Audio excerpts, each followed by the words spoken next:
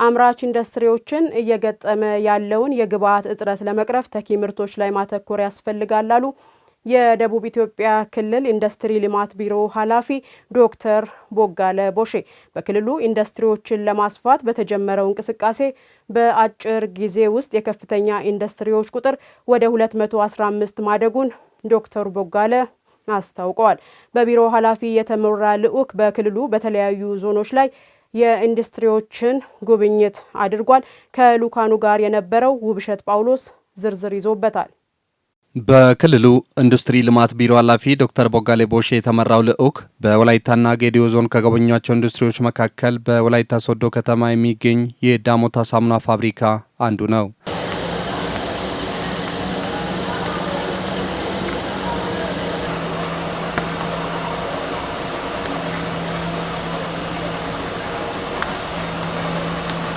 ሶሊያና የጸጉር ቅባት፣ ምህረት ኦቾሎኒና ዊን ውሃ ማምረቻ የመሳሰሉት ደግሞ በቦዲቲ ከተማ የሚገኙ ናቸው።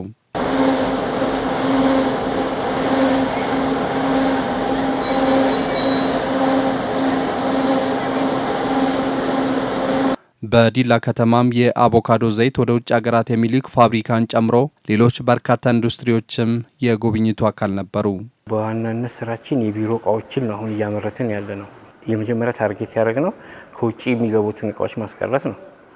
እሱን በከፊል ተሳክቶልን ደቡብ ኢትዮጵያ ላይ ከውጪ ከሞላ ጎደል ከውጪ አልተገዛም። አሁን እዚህ ቤት የምታያቸው ትላልቅ ማሽኖች ፊኒሺንጉን አጠቅላላ ጨርሰው የሚያወጡ ናቸው። ኤችሲኤንሲ አለን፣ ላሚኔት ማሽን አለን ሁሉ ኤክስፖርት ስታንዳርድ ማምረት የሚችሉ ማሽኖች አሉ።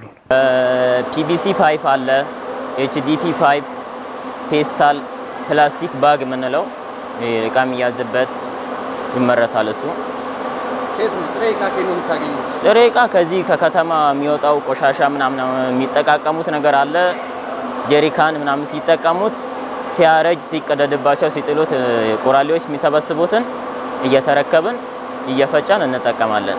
በክልሉ አምራች ኢንዱስትሪዎችን ለማስፋፋት በተጀመረው እንቅስቃሴ በአጭር ጊዜ ከ100 በላይ መካከለኛና አነስተኛ ኢንዱስትሪዎች መመዝገባቸውን የጠቆሙት ዶክተር ቦጋሌ የከፍተኛ ኢንዱስትሪዎች ቁጥርም ወደ 216 ማደጉንም አስረድተዋል። እንደ ክልል የደቡብ ኢትዮጵያ ክልል ሆኖ ሲወጣ የነበሩ ከፍተኛ ኢንዱስትሪዎች፣ መካከለኛና አነስተኛ ኢንዱስትሪዎች በምናይበት ጊዜና ክልሉ ደግሞ ሙሉ አቅም ኢንዱስትሪን ቢሮ አድርገው ከመጣ በኋላ የመጣው ለውጥ ጉልህ ነው ብሎ መውሰድ ይቻላል። እንግዲህ 60 እስከ 70 የሚጠጉ ከፍተኛ ኢንዱስትሪዎች ነበሩት። በአሁኑ ሰዓት ከ215 በላይ ከፍተኛ ኢንዱስትሪዎች በክልላችን ውስጥ በማምረት ሂደት ወይም ፕሮሰስ እያደረጉ ወይም በኮንስትራክሽን ኦፕሬሽን ሂደት ላይ አሉ።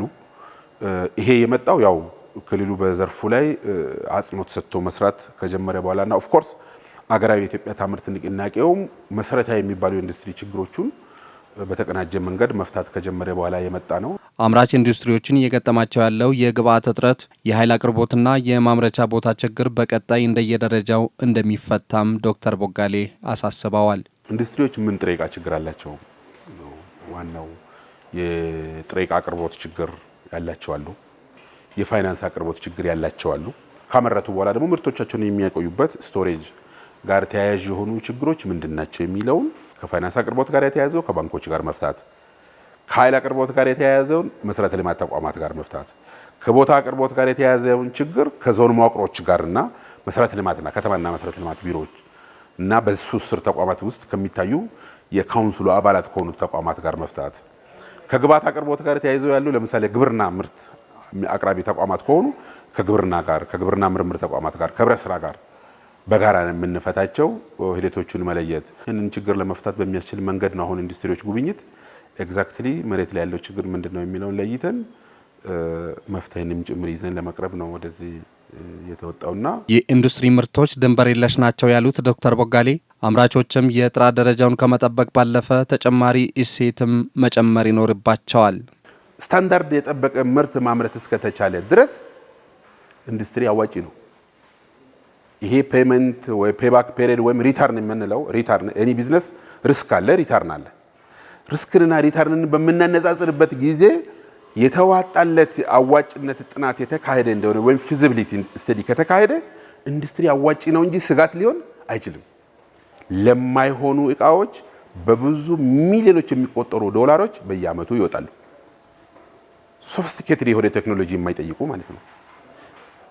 ሁለተኛው ደግሞ ኤክስፖርት በማድረግ ልክ በዛው ልክ ተመጣጣኝ የሆነ ዶላር ማግኘት ስንችል ነው። ለዛ አፕሮፕሪየት የሆነ ቴክኖሎጂውን አኳር የምናደርግ ከሆነ ሸምተን አቆይተን ልምምድ አካሄደን የምንሄድ ከሆነ አይ ሆፕ ክልላችን ውስጥ ያሉት ኢንዱስትሪዎች ተወዳዳሪ ይሆናሉ። የሴቶችን የንግድ ተሳትፎ በማጠናከር ኢኮኖሚያዊ ተጠቃሚነታቸውን ለማሳደግ ግብ ተጥሎ እየተሰራ ስለመሆኑ የደቡብ ኢትዮጵያ ክልል ሴቶችና ሕፃናት ጉዳይ ቢሮ አስታወቀ። ቢሮ ዓለም አቀፍ የሴቶች ቀን ማርች 8ን ምክንያት በማድረግ በወላይታ ሶዶ ከተማ ሴት ነጋዴዎች ብቻ የሚሳተፉበት የንግድ ትርኢትና ባዛር አስጀምሯል። ነህሚያ ገነቱ በስፍራው ተገኝታ ተከታዩን ጥንቅር አሰናድታለች። ሴቶችን በማህበራዊ በኢኮኖሚና በፖለቲካው ዘርፎች ማሳተፍ ለሀገር እድገት መሰረት መሆኑ ይታወቃል። በዓለም አቀፍ ደረጃ ለ114ኛ ጊዜ በሀገራችን ደግሞ 49ኛ ጊዜ የሚከበረው የሴቶች ቀን በደቡብ ኢትዮጵያ ክልል በወላይታ ዞን በሚከበርበት ወቅት የትምህርት ሚኒስቴር ሚኒስትር ዴኤታ ወይዘሮ አየለች እሸቴ ሴቶችን በኢኮኖሚ፣ በሀገር መሪነት፣ በዲፕሎማሲ፣ በግጭት አፈታትና በሰላም ግንባታ በማሳተፍ ከባለድርሻ አካላት ጋር የተሰራው ስራ ውጤት ማምጣቱን ገልጸዋል። በሀገራችን ኢትዮጵያ የሴቶች እኩልነት ለማምጣት በርካታ ስራዎች እየተሰሩ ሲሆን ባለፉት ዓመታት መብቶቻቸውን ከማስጠበቅ፣ ጾታዊ ጥቃትን ከመከላከልና ምላሽ ከመስጠት፣ የሴቶች በኢኮኖሚ በማህበራዊ እንዲሁም በውሳኔ ሰጭነት ከማብቃት አንጻር ከባለድርሻ አካላት ጋር በመተባበር በርካታ ስራዎች በመሰራታቸው አበረታች ውጤት እየተመዘገበም ይገኛል። በየአካባቢው የሚገኙ ሴቶችን መብታቸውን፣ እኩልነታቸውንና ሁለንተናዊ ተጠቃሚነታቸውን እንዲያረጋግጡ በትኩረት መሰራቱን የሚገልጹት የደቡብ ኢትዮጵያ ክልል ሴቶችና ሕፃናት ጉዳይ ቢሮ ኃላፊ ወይዘሮ ካሰች ኤልያስ ናቸው። በክልላችን በ69 ቀበሌያት በ3020 በላይ ሞዴል የሴቶች የልማት ህብረት በማጠናከር አስፈላጊው ድጋፍና ክትትል በማድረግ ውጤታማ ማድረግ ተችሏል። በኤግዚቢሽኑ ላይ የተሳተፉ ሴት ነጋዴዎች ማህበራት በዚህ ኤግዚቢሽን በመሳተፋቸው ደስተኛ መሆናቸውን ገልጸው መሰል ትዕይንቶች ተጠናክረው እንዲቀጥሉ ጠይቀዋል። የሴቶች ቀን ነው፣ ለኛ ልዩ ቀናችን ነውና እዚህ እንደምታዩ ደግሞ ሁሉም ሙሉ ሴቶች ናቸው። ሴቶች እንዲህ ማምረት ይችላሉ እስከምትይ ድረስ የተለያዩ ሳሙናዎች አሉ፣ አልባሳት አለ፣ አታክልቶች፣ የግብርና ምርቶች በአጠቃላይ ይህን ሁሉ ይዞ የተገኙ ሴቶች ናቸውና በጣም ዛሬ ደስ ያለኝ ቀን ነው። የማርች 8 ላይ ይህንን በማየቴ በጣም ደስ ብሎኛል። እንዲህ አይነት ፕሮግራሞች ብዙውን ጊዜ እንዲህ ማርች 8 ላይ ምናምን ሳይሆን በመሀል ለሴቶች ብቻ እንዲገበያ ተፈጥሮ ሁሌም እንደዚህ አይነት ነገር ቢዘጋጅ የገበያ እድልም ይፈጥራል።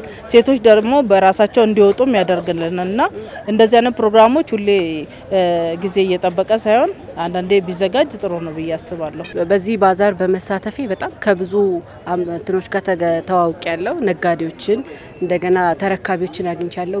ከብዙ ሰው ጋር ብቻ በጣም ብዙ ነገር ነው እንትን ያለኝና በጣም አሪፍ ነው እና ደግሞ ስራዬን በግሌ ነው የምሰራው። እንደዚህ በየእንትኑ ቢኖር በዓላትም ሲደርስ በተለየ ሴቶችን ብቻ ማከል እንደዚህ አይነት ነገር ቢኖር ማለት በቃ ያበረታታሻል። በጣም እንትን ነው እና በጣም ቢኖር ደስ ይለኛል። ቢቀጥል ጥሩ ነው ላለሁ። ከተለያዩ አካባቢዎች የተገኙ ሴት ተሳታፊዎች ከዚህ ቀደም በሰሩት ስራ በመሸለማቸው የተሰማቸውን ደስታ ገልጸዋል። እኛው በትምህርት ዘርፍ ነው፣ ሁለተኛ ደግሞ በግብርና ዘርፍ ነው የተሰማራሁት።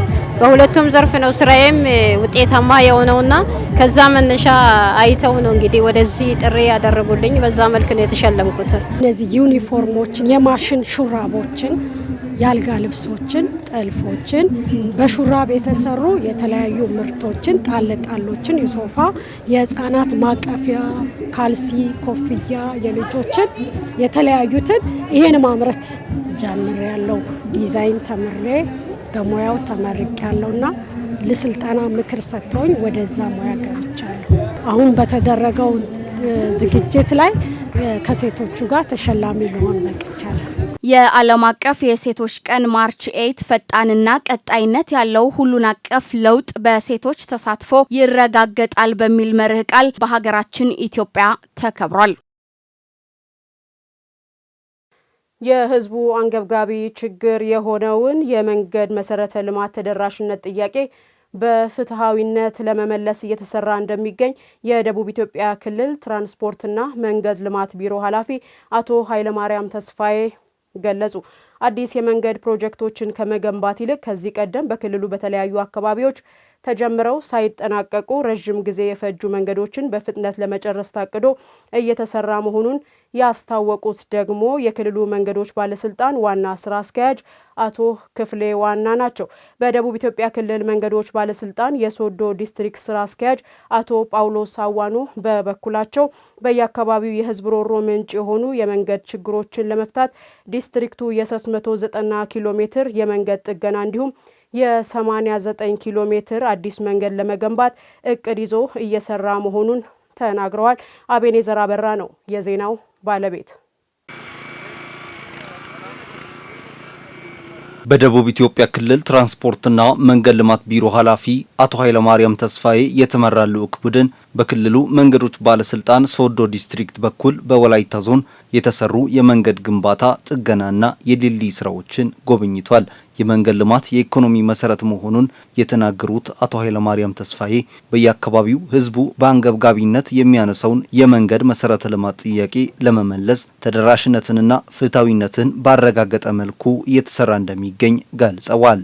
በደቡብ ኢትዮጵያ ክልል በሶስቱም ፕሮጀክቶች ማለት ነው በገጠር መንገድም በአርካፕ የሚባል ፕሮጀክት ወደ 9 ወረዳዎች የሚሸፍንም አለ። እንዲሁም በዩራፕም የተለያዩ መንገዶችን እየሰራን ለአገልግሎት ክፍት የማድረግ ስራዎችን ጀምረናል። አቶ ኃይለማርያም አክለውም መንገድ የመጸገን ደረጃ የማሻሻልና ድልድይ የመገንባት ስራ በቶሎ እንዲጠናቀቅ የባለሙያ አቅም መገንባትና ማሽነሪዎችን የማቅረብ ስራን ከማሳለጥ ባሻገር በክልሉ ተጨማሪ ዲስትሪክት የመክፈት እቅድ እንደተያዘ አስረድተዋል። አሁን በእጃችን 4 ዲስትሪክቶች አሉ። እነዚህ ዲስትሪክቶች የባለሙያ አቅም በስልጠና የመገንባትና የማጠናከር ስራ መስራት፣ ማሽነሪዎችን በግዢ የማቅረብና አቅም የመገንባት ስራዎች መስራት፣ ትላልቅ ድልድዮችን መገንባት የሚችሉ ባለሙያዎችን የመፍጠርና የመንገድ ግንባታን በራስ አቅም መሙላት አለብን ብለን ግብ አስቀምጠን ለመስራት የሚያስችል ልምዶችን ለመውሰድ ነው እየሰራን ያለነው። አዲስ የመንገድ ፕሮጀክቶችን ከመገንባት ይልቅ ከዚህ ቀደም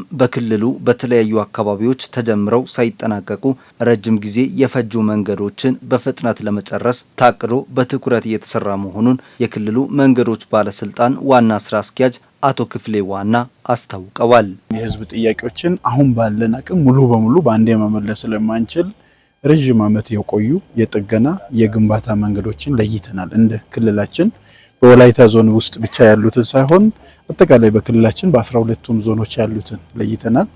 ቅድሚያ ሰጥተን የምንሰራቸው የትኞቹ ናቸው ብለን እነዚህን ፕሮጀክቶችን ከ2 ወር በፊት ለይተን ነው የገባነው። ጥገና የሚሹና አዲስ የመንገድ ፕሮጀክቶችን በአንዴ ለመስራት ከአቅም አንጻር እንደማይቻል ያስረዱት ዋና ስራ አስኪያጁ ቅድሚያ የሚሰጣቸው መንገዶችን በመስራት አገልግሎት እንዲሰጡ የማድረግ ስራ ይከናወናል ብለዋል። አሁን በክልላችን ያሉ ሁሉ መንገዶችን በአንዴ ገንብተን መጨረስ አንችልም።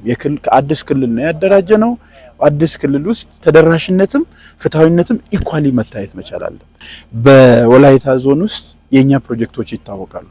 ህዝባችንም እኛን መጠየቅ ያለበት ይሄ ነው። ለምሳሌ ገሱባ ላሾ ከበቅሎ ሰኞን አድርጎ ደግሞ ወደ ላሾ የሚወጣው መንገድ፣ በሌ ቦምቤ፣ በሌ ኦይዱ ጫማ፣ ዲማዬ ድልድይ፣ በዴሳ ድልድይ፣ ቢሳሬ ድልድይ በቅርቡ ለማስጀመር ጥረት እናደርጋለን። ደሜ ድልድይ እነዚህ ናቸው አሁን እኛ ያዝናቸው። በደቡብ ኢትዮጵያ ክልል መንገዶች ባለስልጣን የሶዶ ዲስትሪክት ስራ አስኪያጅ አቶ ጳውሎስ አዋኖ በበኩላቸው በየአካባቢው የህዝብ ሮሮ ምንጭ የሆኑ የመንገድ ችግሮችን ለመፍታት ዲስትሪክቱ 390 ኪሎ ሜትር መንገድ ጥገና እንዲሁም 89 ኪሎ ሜትር አዲስ መንገድ ለመገንባት እቅድ ይዞ እየሰራ መሆኑን ተናግረዋል።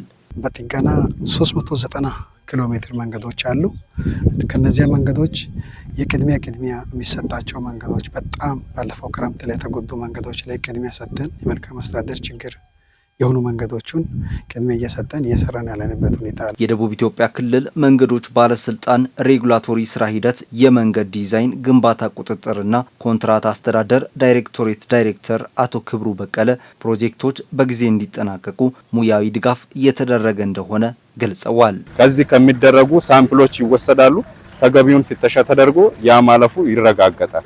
ስለዚህ ለጥራት ቅድሚያ ተሰጥቶ ነው በመስሪያ ቤቱ በሚያሰሩ በባለሙያዎችም ትኩረት ተደርጎ ክትትል እየተደረገ ነው። በየአካባቢው ያነጋገርናቸው የህብረተሰብ ክፍሎችም በድልድዮችና በአጠቃላይ በመንገድ ስራዎች ተጠቃሚ መሆናቸውን እንዲሁም ከእንግልት ያተረፈ መሆኑን የተናገሩ ሲሆን የተጀመሩ ፕሮጀክቶች በፍጥነት እንዲጠናቀቁ ጠይቀዋል።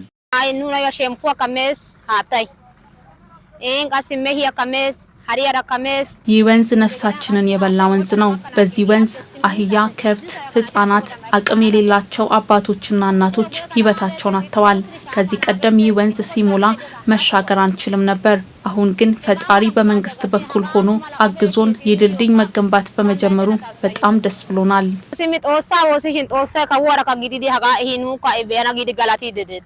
ዝናብ ከዘነበ እንደገና መንገዱ ይበላሻል።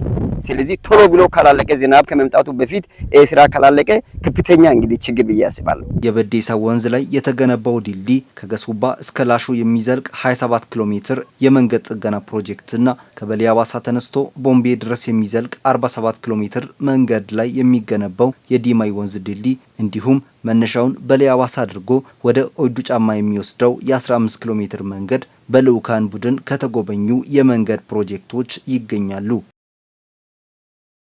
በግብርናው ዘርፍ የሚደረገውን ጉዞ ማጠናከር ከተረጂነት ለመውጣት የሚያግዝ በመሆኑ የሁሉም ባለድርሻ አካላት ብርቱ ቅንጅት ያስፈልጋል አሉ የወላይታ ዞን ምክትል አስተዳዳሪና የግብርና መምሪያ ኃላፊ ዶክተር ዳንኤል ዳሌ።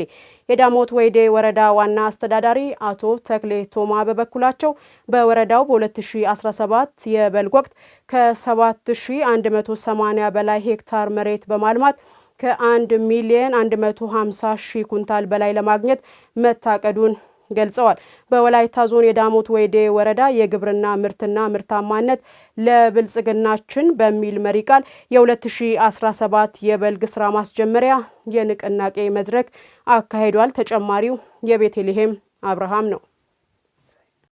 በወላይታ ዞን የዳሞት ወይዴ ወረዳ የግብርና ምርትና ምርታማነት ለብልጽግናችን በሚል መሪ ቃል የ2017 የበልግ ስራ ማስጀመሪያ የንቅናቄ መድረክ ተካሂዷል። የግብርናውን ስራ ማጠናከር ከተረጂነት ለመውጣት ስለሚያግዝ ሁሉም ባለድርሻ አካላት ትኩረት ሰጥቶ ሊሰራ እንደሚገባ የወላይታ ዞን ምክትል አስተዳዳሪና የዞኑ ግብርና መምሪያ ኃላፊ ዶክተር ዳንኤል ደሌ አሳስበዋል። ለመሬት ጥበቱ መፍትሄ ሊሆን የሚችለው መሬትና እንስሳትን አሰባጥረን መሄድ ነው። እንስሳት ሀብት ላይ ትኩረት ማድረግ ነው። ፋርማሲ ይሰራል፣ ክሊኒክ ይሰራል የእንስሳት ተብሏል። ዱጉነ ፋንጎ ጀምሯል። እናንተ ጋር መጀመር አለበት። እንስሳት ሀብት ዶሮ ልማት ላይ፣ አሳ ላይ፣ ሌሎች ላይ፣ ንብ ላይ መሬት የማይፈልጉ ነገር ግን ጥሩ ውጤት ሊያመጣ የሚችል ስራ ላይ ትኩረት ማድረግ ነው የሚያስፈልገው። ስለዚህ ትላልቅ ሰዎች አላችሁ፣ የተማራችሁ፣ እውቀት ያላችሁ፣ አቅም ያላችሁ፣ ጉልበት ያላችሁ ይሄን ጉልበት ለህዝባችን አውለን ውጤት እናመጣለን።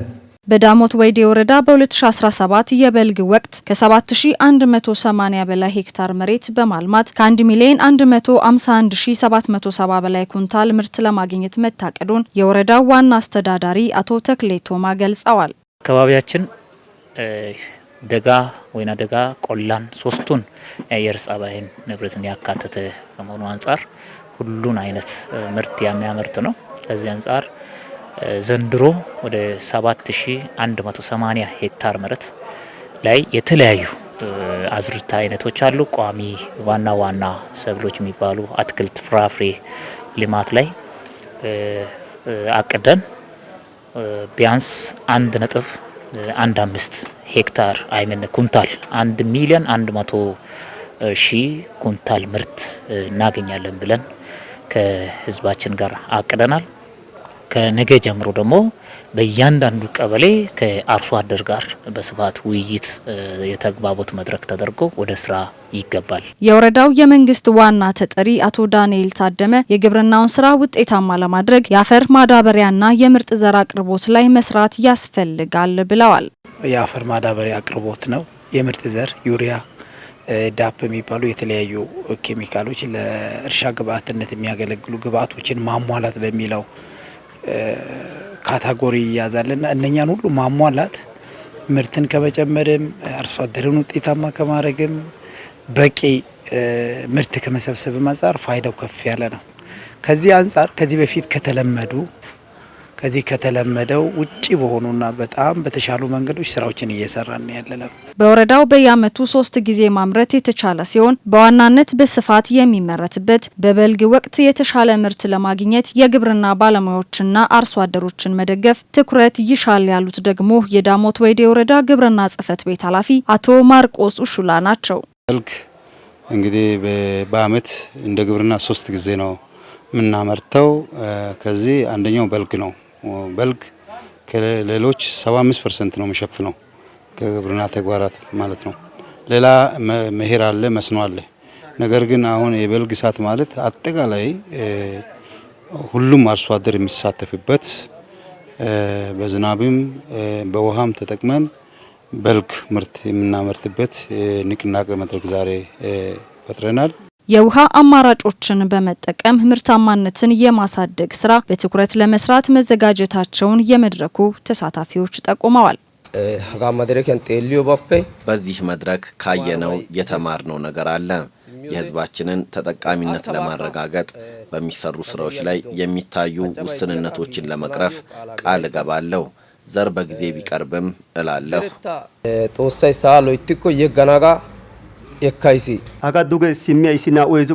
ከ2 እና 3 ቀበሌያት ውጪ ጠባብ ማሳዎች አሉ። በእነዚህ ጠባብ ማሳዎች ውስጥ ምርጥ ዘርና ቴክኖሎጂዎችን በአግባቡ በመጠቀም መልሶ መላልሶ ማረስና በወቅቱ መዝራት ምርታማነቱን ለማሻሻል ቁልፍ ተግባር ነው። የባለሙያ ድጋፍና ክትትልም ሊጠናከር ይገባል። ቴክኖሎጂያ ጎእተነ ኮሽስ የበልግ አዝመራ ወቅትን ውጤታማ ለማድረግና የምግብ ዋስትናን ለማረጋገጥ ያሉት አማራጮችን መጠቀም እንደሚገባ ጥሪ ቀርቧል።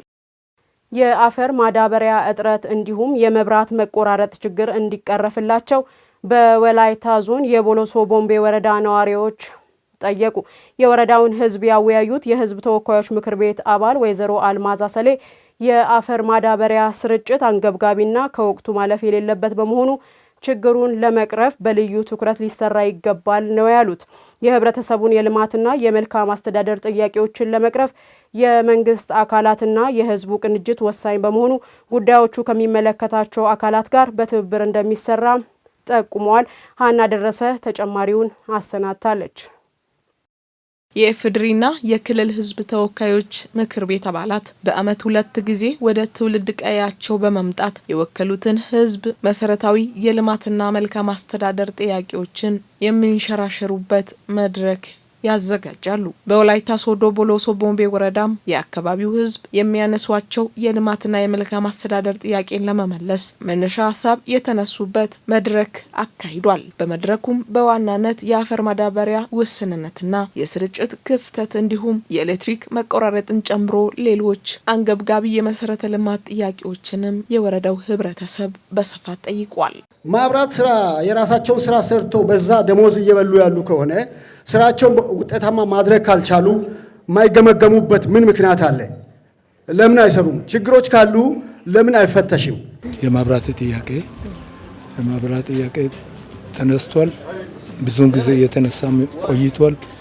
እስከ ዛሬ ሙሉ በሙሉ ያልተመለሰ ነገር ነው። ውሃ በመጠኑ ተመልሷል፣ ግን ቢሆንም ሙሉ በሙሉ አልተመለሰም። ሙሉ በሙሉ የሚመለስበት ሁኔታ ቢኖር ጥሩ ነው።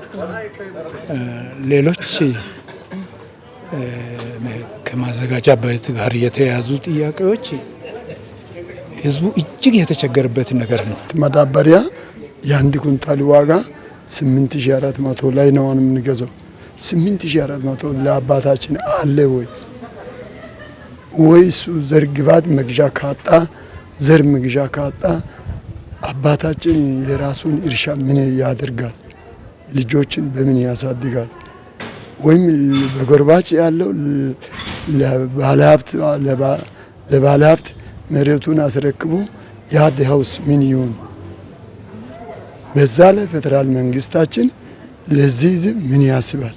የወረዳው አስተዳደር በበኩሉ በራሳቸው አቅም ሊመለሱ የሚችሉ ጥያቄዎችን ለመመለስ የአካባቢውን ህብረተሰብ ማነቃቃት እንደሚገባ በመጠቆም ሌሎች ከፍ ያሉ የልማትና የመልካም አስተዳደር ጥያቄዎችን ለመመለስ የፌዴሪ ምክር ቤት አባላትና የሚመለከታቸው አካላት ሊተባበሩ ያስፈልጋል ብለዋል። ህብረተሰብ የሚፈልገውን ነገር ህብረተሰቡ መሳተፍ አለበት። ህብረተሰብ ከራሱ ከህዝቡ የሚፈልገውን ነገር ሳያደርግ ሌሎችን መጠቀም አስፈላጊ ስላልሆነ ምናልባት ከህብረተሰብ ጋርም የሚመጡ ለስራ የሚገቡ ሰዎች ጋር ተሳትፎ ማድረግ መሳተፍን ይፈልጋል። ከወረዳ የሚፈልገውን ነገር ደግሞ እንደ ወረዳም ህብረተሰቡን በማነቃነቅ ያው ህብረተሰቡ ወደ ስራ እንዲወጣ፣ እንዲቀናጅ፣ እንዲወያይ፣ መግባባት እንዲፈጠር የማድረግ ስራ ሞቢላይዜሽን ስራ ከኛ የሚጠበቅ ስለሆነ እሱን እናደርጋለን። በበጀት የሚደገፍ ነገር ካለም እንደ ወረዳ ድጋፍ ለማድረግ በበጀት የሚደገፉ ነገሮች ከክልልም ከዞንም የሚመጡ ነገሮች ካሉ ቀጥታ ወደ ህብረተሰቡ አውርደን ህብረተሰብ ጋር ተግባብተን ወደ ተግባር ውስጥ ብንመጣ የመልካም አስተዳደር ጥያቄዎችን ተቀናጅተን ብንሰራ፣ ተናበን ብንሰራ፣ እርስ በርስ መደማመጡ ቢኖር ያው የመልካም አስተዳደር የልማት ጥያቄዎችን መመለስ እንችላለን የሚል እምነት አለኝ። የአካባቢውን ማህበረሰብ በመወከል የህዝብ ተወካዮች ምክር ቤት አባል የሆኑት ወይዘሮ አልማዝ አሰሌ በበኩላቸው ከህብረተሰቡ የሚነሱ ጥያቄዎች በዋናነት የአፈር ማዳበሪያ እጥረትና ስርጭት በቀጣይ ሊስተካከል ይገባል ብለዋል። እንደ ፌደራል መንግስት የግብአት የማዳበሪያ እጥረት የለም፣ አቅርቦት ችግር የለም። ግን ደግሞ ይሄ ወረዳ እጥረት አለው፣ አልደረሳቸውም፣ ብር ከፍሎ አላገኙም። ምርጥ ዘርም ቢሆን የወረዳውን የአየር ንብረት ሁኔታን ያገናዘበ አይደለምና ይሄ በሚመለከተው በዞኑ መንግስት በወረዳው መንግስት የስርጭትም ችግር ካለ መጥቶ በስርጭት ችግር ምክንያት አርሶ አደሩን ያልደረሰ እንደሆነ ወረዳው መፍታት አለበት። ስርጭቱ አቅርቦቱ ችግር ካለ ዞኑ ክልል ጋር በመነጋገር መፍታት ያለበት ነገር ነው። ወይዘሮ አልማዝ አክለው በወረዳ ደረጃ በተካሄደው ውይይት የተነሱ ጥያቄዎችን ወደ የሚመለከታቸው አካላት በተገቢው ለማድረስ እንደሚሰሩ ተናግረዋል። መንግስት የትምህርት ስብራት፣ የጤና አገልግሎት አሰጣጥ እንዲሁም የመንገድ ተደራሽነት ችግርን ለመቅረፍ በትኩረት መስራት እንደሚገባው የሶዶ ዙሪያ ወረዳ ምክር ቤት አባላት ጠየቁ። የምክር ቤቱ አባላት የሚያነሷቸውን የመሰረተ ልማት፣ የማህበራዊ ችግር ለመፍታት በቅንጅት እየተሰራ እንደሚገኝ የወረዳው አስተዳደር ጠቁሟል። የሶዶ ዙሪያ ወረዳ ምክር ቤት 4ኛ ዙር 12ኛ የስራ ዘመን 2ኛ መደበኛ ጉባኤውን አካሂዷል። ለዳዊት ኮይሻ ዘገባ ትዝታ ታከለ። ምክር ቤቶች የወከላቸው የህዝብ ውግንናን መሰረት በማድረግ የማህበረሰቡ ፍትሃዊ ተጠቃሚነትና እድገት እንዲረጋገጥ የመከታተልና የመገምገም ኃላፊነት ይወጣሉ። በወላይታ ዞን የሶዶ ዙሪያ ወረዳ ምክር ቤት 4ኛ ዙር 12ኛ የስራ ዘመን 2ኛ መደበኛ ጉባኤ ባካሄደበት ወቅት የምክር ቤቱ አባላት በትምህርት ጥራት፣ የጤና ተቋማት አገልግሎት አሰጣጥ ችግር፣ ከኦቶና እስከ ጊሎ ቢሳሬ የሚዘልቅ መንገድ ችግርና ሌሎችም አንገብጋቢ ችግሮች እንዲቀረፉ ጠይቀዋል። የሁሉም ህብረተሰብ አካል ስራ ስለሆነ ያ ሁሉ ተባብሮ እጅ ለእጅ ተያይዞ የሚፈልግባቸውን ሁሉ አሟልተው ወደ ስራ ውስጥ ቢገቡ ተማሪው ትምህርቱ በዚህ ትምህርት ተመሪያ እኔ ውጤት አመጣለሁ፣ ሳይማሩ ያስተማሩኝን ወላጆችን አግዛለሁ፣ ለኔም ሰው ይሆናል ብሎ ቢጥሩ መምህራን እንደ ልጆቻቸው አስበው ትምህርቱን በደንብ ቢያስተምሩ የተማሪ ወላጆች ደግሞ ተማሪዎቻቸውን ወይም ልጆቻቸውን ትምህርት ላይ ኢንቨስት እንደሚያደርጉ ሁሉ ተማሪዎች በአልባሌ ቦታ እንዳይውሉ ትምህርት ላይ ጊዜውን እንዲያሳልፉ ቢያደርጉ ሌሎች የሚመለከታቸው ባለድርሻ አካላት ጭምር ተባብረው ቢሰሩ ትምህርቱ ውጤታማ ሊሆን ይችላል የሚል ሀሳብ ለመስጠት ነው። አንድ ተማሪ ለአንድ መጽሐፍ ተብሎ ከህብረተሰቡ የተሰበሰቡ ገንዘቦች ነበሩ። እነሱ ገንዘቦች ለሚመለከታቸው አካላት የደረሱበት አግባብ አለ። ግን በዛ ልክ መጽሐፍ ታትሞ ለተማሪዎች በወቅቱ ያለ መድረስ ሁኔታ አለ። መምህራን ወደ ትምህርት ቤት ይገባሉ ወይ? ተማሪ ትምህርት ቤት አለ ወይ?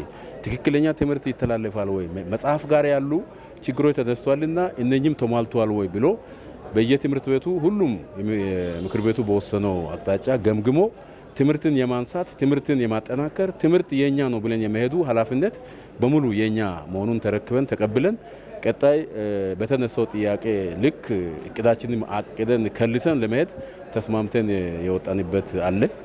የወረዳው ምክር ቤት አባላት የግብርና ምርትና ምርታማነትን ለማሳደግ በማሳ አቅራቢያ ያለ ባህር ዛፍ የመንቀል ስራ እንዲሁም ለወጣቶች ስራ እድል ከመፍጠር አኳያ የሚታዩ ችግሮች እንዲቀረፉ አሳስበዋል። እነዚህንና ሌሎች ችግሮችን ለመፍታት የወረዳው አስተዳደር ከባለድርሻ አካላትና ከአካባቢው ተወላጆች ጋር እየሰራ እንደሚገኝ አስረድቷል። ህብረተሰቡ ያዋጣው ገንዘብ አለ። በዚህ ላይ ደግሞ ባለሀብቶች፣ የአካባቢ ተወላጆች በተለያዩ ዓለም ሀገራት ባሉት ደብዳቤ በቴሌግራም አታች አድርገን ጽፈንላቸው በጣም ደስ የሚል አንድ ወንድማችን በአሜሪካ ሀገር የሚኖር አለማየሁ ዳልኬ የሚባል እስከ 3 ሚሊዮን ብር ደግፎን አሁን ማሽን ተከራይተን ከሶዶ ከተማ ማሽን ወስደን 12 ኪሎ ሜትሩን አሁን ጠጠር የመድፋት ስራ እየጨረስን ያለ ነው። ቀጥለን ይሄንን ደምድመን አረጋግጠን መንገዱን ጠግነን ስናበቃ ትራንስፖርት እንዲመደብላቸው እናደርጋለን። የሶዶ ዙሪያ ወረዳ ምክር ቤት ዋና አፈ ጉባኤ ወይዘሮ መስከረም ብርሃኑ የወከላቸውን ህብረተሰብ ተጠቃሚነት ለማሳደግ በየጊዜው የቀበሌ ምክር ቤቶችን ማጠናከር ያስፈልጋል በማለት በቀጣይ የህብረተሰቡ ጥያቄዎች ምላሽ እንዲያገኙ በትኩረት እንደሚሰራ ተናግረዋል። የቀበሌ ምክር ቤት ማለት ታች ህብረተሰቡ ጋር አብሮ ነው ያለውና በዛ ላይ በየወሩ ተሰብስበው ውይይት ሳደርጉ ብዙ ስራዎች ሊሰሩ ይችላሉ። የመልካም አስተዳደር ችግሮች ሊፈቱ ይችላሉ። ሌሎች የልማት ጥያቄዎች፣ አገልግሎት ሰጪ ተቋማት በአገባቡ አገልግሎት እንዲሰጡ ሊደረግ ይችላልና የቀበሌ ምክር ቤት መጠናከር ትልቅ ፋይዳ እንዳለው የወረዳው ምክር ቤትም ይሄን አውቆ እየሰራ ነው ያለው።